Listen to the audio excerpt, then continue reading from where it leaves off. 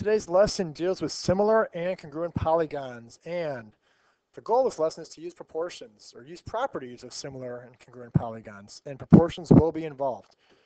So some vocab to get us going here.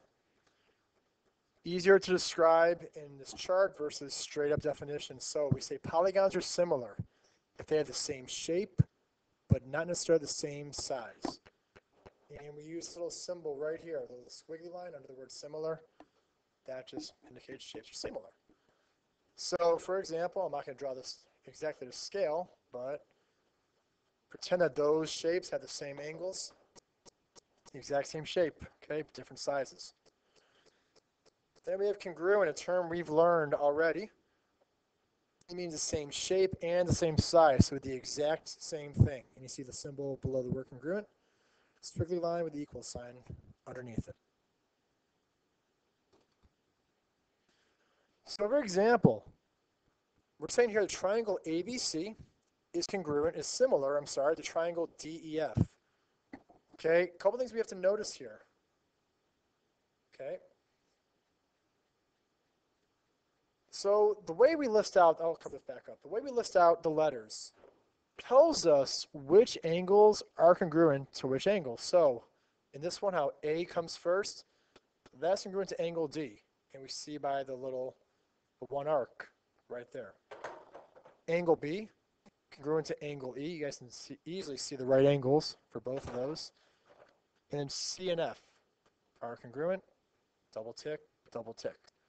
So the order, really important the way things are written, if we're told that they're in fact similar. Okay, so in similar polygons, all the angles are congruent. So we use the congruent symbol. Angle A congruent to angle D, B to E, and C to F. And then the corresponding segments, line segments, are congruent. And the ratios are congruent. So side AB, again, notice the order we're written in, okay? Side AB is proportionate to side DE. Side BC, congruent to side EF.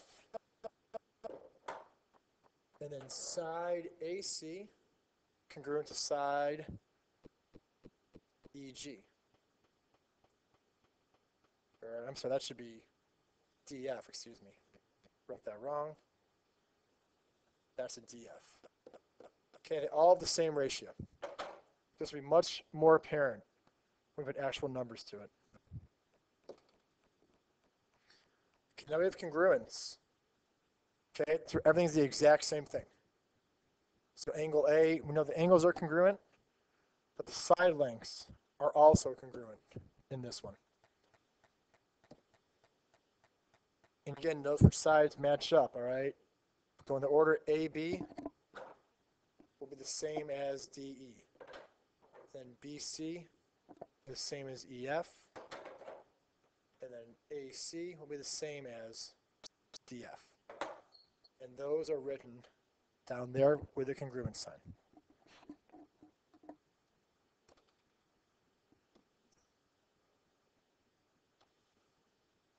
All right, so this example, we have RST is congruent to XYZ. Smartboard is a little bit off here, so X is way out here to the right of the Y. So X is out here. It's a really bad X, there's Y, there's Z. So you've been told that these are congruent triangles. So we're going to find the length of XY, and notice the order which the sides are given, okay, for the second part of the question. Let's go ahead and name all the corresponding sides and corresponding angles. So, corresponding angles first. We'll say angle S is congruent to angle Y. Angle R, I'm out of order, I apologize, is congruent to angle X. Angle T is congruent to angle Z. And for our line segments, we'll say line segment RS is congruent to line segment XY. Line segment ST is congruent to line segment YZ, and line segment RT is congruent to line segment XZ. Again, notice the order these letters are given in the triangle descriptions. So now we're going to find the length of XY, which is the angle, the side length right there. Okay, here's where proportions come into play. Actually, I apologize. Proportions aren't important here because we know that line segment XY is the exact same as segment RS because we're congruent. So since RS is 6, XY is 6 inches. So don't automatically assume that these things are drawn, okay, to scale or drawn the same way. Go by the letters, go by the congruent sides. Okay, now proportions come into play, all right? Similarity. We're told that ABC is similar to DEF. We're going to find the ratio of the lengths of the corresponding sides of ABC to DEF. So what we're going to do, start by identifying the corresponding sides. So side AB, right, corresponds with, and if we're going to go with a proportion here, now look at this. Side AB corresponds with side DE. Side BC corresponds with side EF. Side AC corresponds with side DF. Okay, corresponding sides. Next, substitute the given lengths in for each side.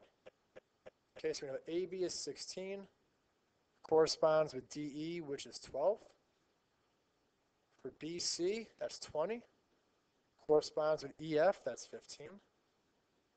And side AC is 28, corresponds with DF, which is 21. Simplify all those if possible, and that will give us our ratios. So 16/12, lowest terms, is 4:3. Remember, guys, ratios, we can have two numbers. We want them as two numbers, so leave them in proper. 20/15 also becomes 4/3.